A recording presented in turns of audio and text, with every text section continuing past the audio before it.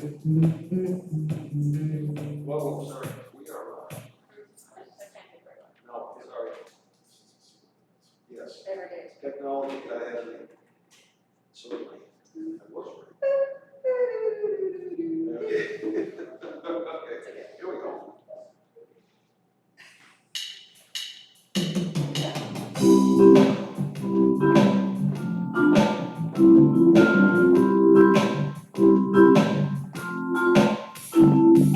Every day is a new beginning, a chance to erase unhappy endings. When we wake, I can make 1,000 dreams come true. I can use my faith in God and everything I do, because every day is new. Infinite paths to choose, the choices I make and the chances I take are based in truth. And every day is new. Woo! Every night when I go to sleep, my unconscious mind counts the blessings I reap. When I sleep, my thoughts seem to work themselves on out. When I rise to greet the day, my mind is free to doubt, because everything is new. Infinite paths to choose, the choices I make and the chances I take are based in truth. And every day is new. Yeah.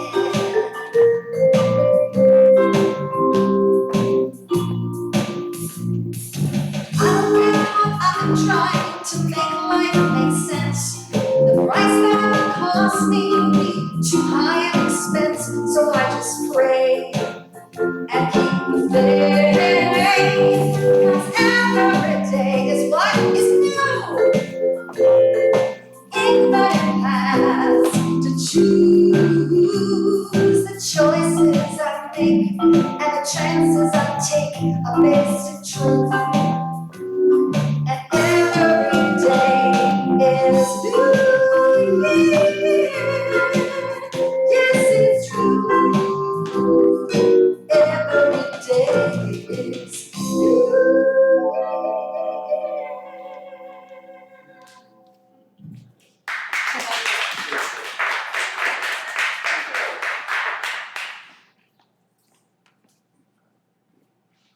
Woo, is right. So we're going to talk about perspective. First of all, I am so grateful to be here, whether you're here live with us or wherever you are in the world today listening to us. And I want to thank everyone who's brought this.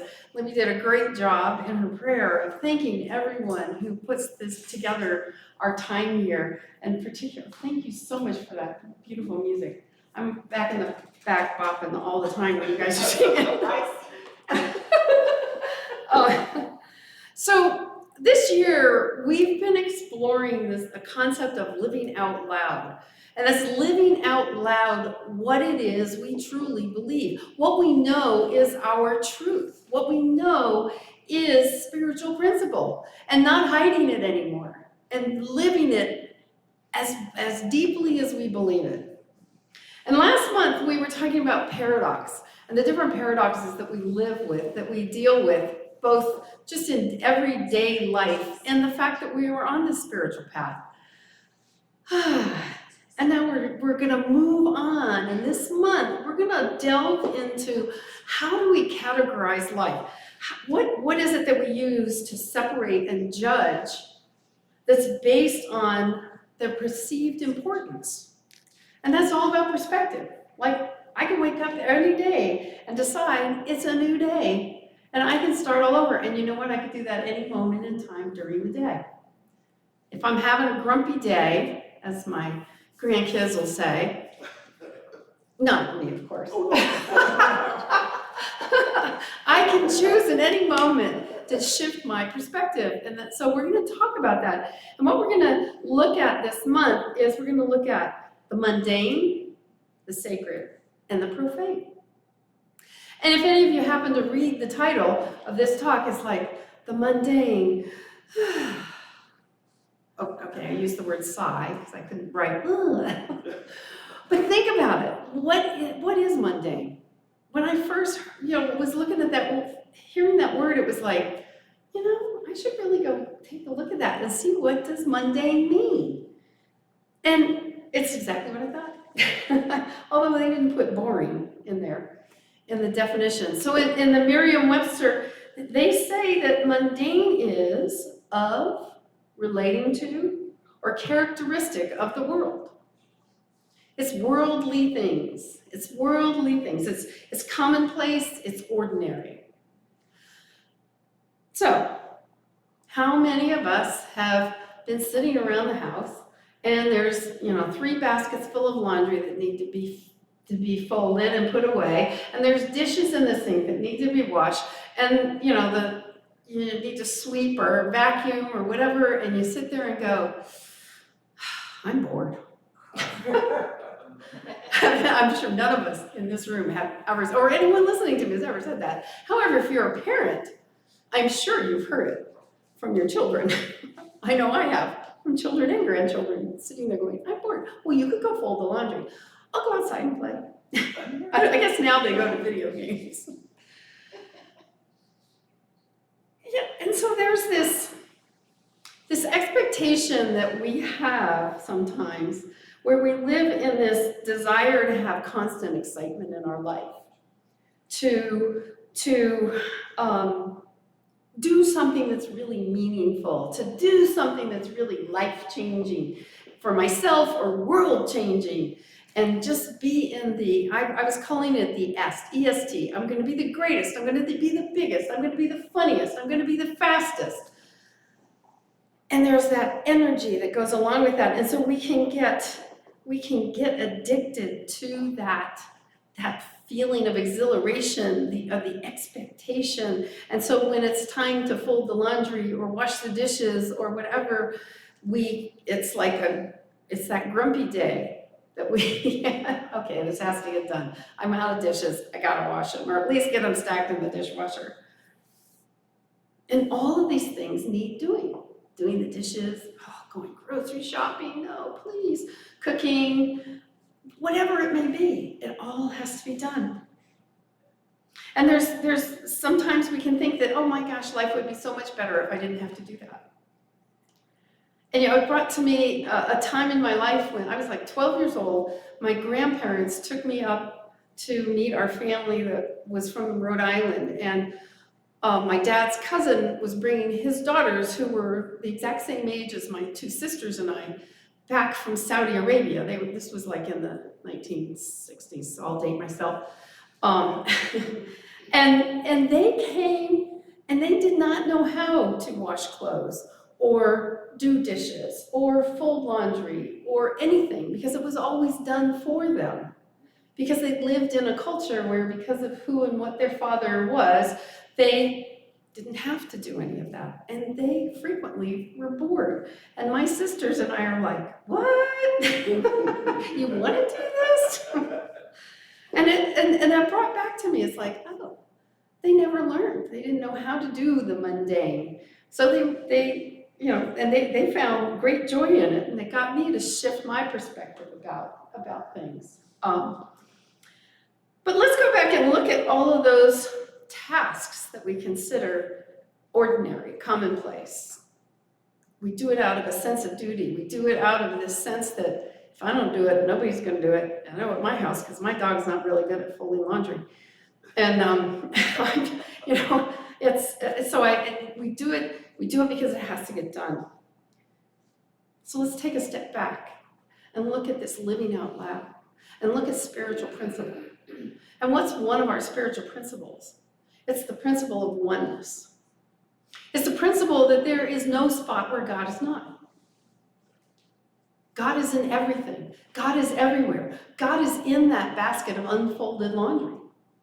God is in the dishes that are waiting to be done, and the ones that maybe are done but haven't been put away.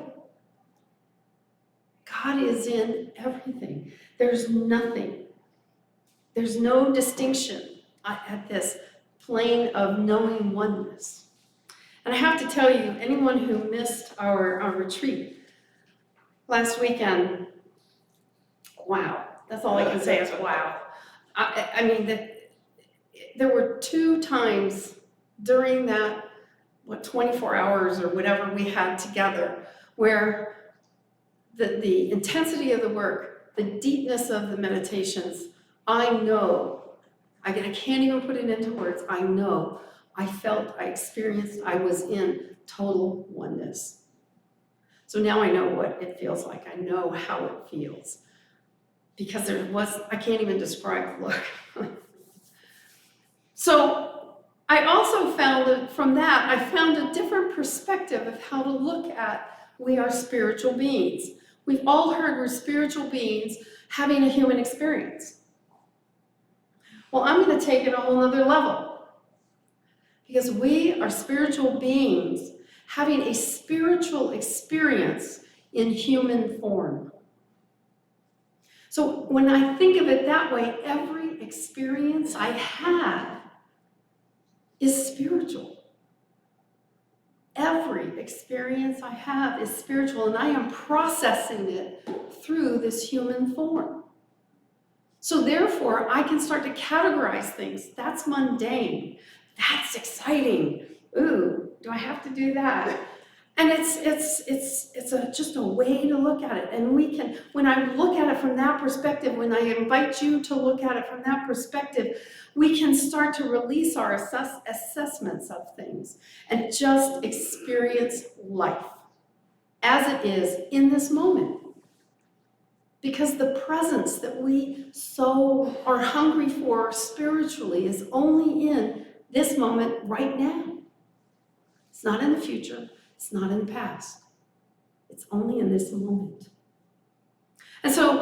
And we recognize, it's another spiritual principle that we have. We recognize that there is no place called heaven. We are in it. And how we respond, how we interact with the life that we have depends on whether we make it heaven. And I know I can be very good at making it hell by the choice of how I perceive things. And so we have some spiritual practices that can help us with that. And one of them that we're going to focus on today is mindfulness. And that's called practicing the presence. It's being in the sacredness of what is in this moment right now. It's not thinking about what's going to happen tomorrow or 5 minutes from now, and it's not being regretful or joyful or whatever about what happened 5 minutes ago or yesterday. It's being in this moment right now and experiencing the sacredness of it. Another one is self-awareness. And that's paying attention to when we label and when we judge and when we disconnect ourselves from source. When we separate ourselves. God is never not there. We put up barriers to keep us away from it for all kinds of reasons. And that's us being spiritual beings, having a spiritual experience in human form because we're processing it through our humanness. And another one is gratitude, being grateful for what I have in this moment right now.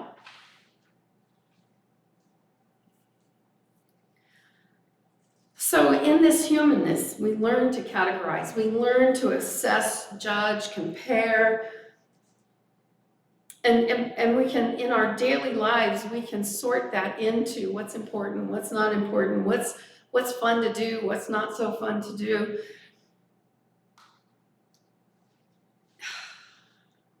And we can sometimes be wrong. What if sometimes we're wrong in that sorting? What if we start thinking of those things, those mundane things that we have to do, the tasks that we have to do, the commonplace, the ordinary, what if we start looking at them as a gateway into the infinite? A gateway into seeing the infinite. What if we see it as a gateway into seeing our own self with a capital S?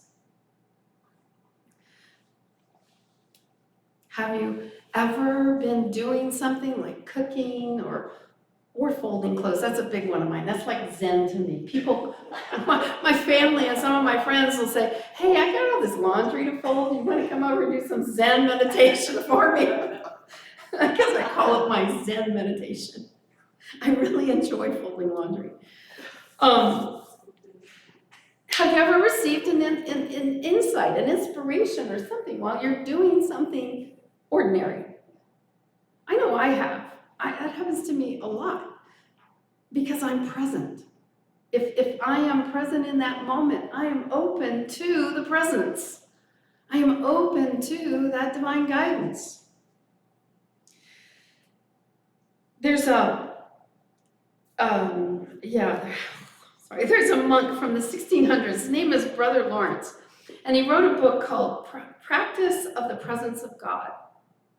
And what he said is always begin those kinds of tasks with a prayer that recognizes God's presence, ever-presence, the omnipresence, that in that, whatever it is, the roast I'm going to cook, the floor I'm going to sweep, whatever it may be, ask for understanding and feeling that presence of God in that, and then ask for guidance about that task. So this is from the 1600s. So what if we did this? What if we did this before we go grocery shopping? Before we wash the car? Before we do any of these tasks or taking out the garbage? Yeah, I saw that, look. I convinced all three of my sons that that's a boy job. Taking out the trash. It was real manly. And now I get to do it myself. So there was when I first moved here, I'm a real fanatic about having nice sharp knives to cut things up, and I was, the knives were dull, and so I was looking for a knife on Amazon that would do what I wanted it to do. And so I was reading the reviews, and in one of the reviews on this one particular knife, it says, "This knife is too sharp, it cut me." And I thought, okay, that's my kind of knife. That is my kind of knife. And so, but I also got the humor of this person who was cut being in victim mode. I thought that was kind of interesting, because I seriously doubt the knife jumped out and cut it. I was just looking at it. Yeah, right. So I got the knife, and it was sweet. It was great. I wasn't so sharp. It just you could cut anything like it was butter. It was really great. Until I found I was drying the knife one day, because I also I only hand wash sharp knives, and I wasn't paying attention. My mind wandered, and guess what? The knife cut me. And that's exactly where I went. In the blood and the pain, I immediately went to, dang, this knife cut me. And then I started laughing, because I had just fallen into that same frame of mind of victim. The knife didn't cut me. So then I went into that self-awareness. And it's not that the knife cut me, it's that I wasn't paying attention. It's that I got out of being present in that moment. And therefore, I got clumsy. And I cut myself with a very sharp knife. And so it's all about perspective, and that's a way for us to be looking at this. When something like that happens, it's check ourselves, especially if I'm feeling victimized by a sharp knife or anything else. There's a story that I ran into about a Zen Buddhist who belonged to a photography club. And this club would take trips to these beautiful places so that they could practice their photography skills. And what he would do is he would wait and see where everybody else is looking to take pictures. And then he would do a 180. And he would find beauty in what others were not seeing as beautiful. And so he would take these pictures, and he would frequently win awards and everything for these pictures that he was taking. And when he would show them to his colleagues in the club, they were like, where did you see that? Where did you take that picture? And so his response, I loved his response. His reply was, you found beauty in the big and the obvious. I found beauty in the unattended places. He went for the mundane. He was looking for beauty in the ordinary. And we can find that ourselves. Because, again, we are conditioned to believe that our lives need to be exciting. And in this day and age, it's even more so with all the extreme sports, extreme everything. You know, the video games, the TV shows, the ads, we are bombarded with, we need to be in an excited state all the time. And therefore, all these other things just I don't want to do them. They're not part of my spiritual life. I need to be out there, praying for world peace. I need to be doing all these great things. I need to be in that superlative, the EST of everything. The est, I'm the est, I'm the greatest, I'm the fastest, I'm the every est, whatever it may be. And so think of a typical day, and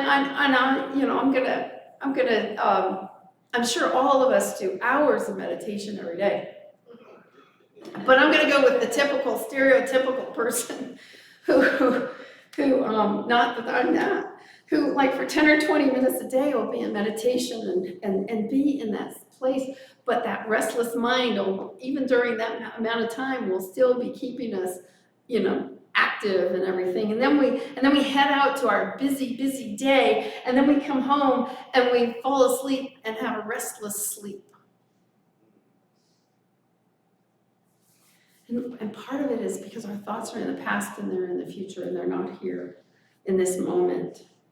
And that's where the presence is. And Trish, I won't use my analogy that I gave you about having one foot in the present and one in the past and one in the future. Just imagine yourself standing, future, past, what can you do to today? Okay, think about it. I won't use it.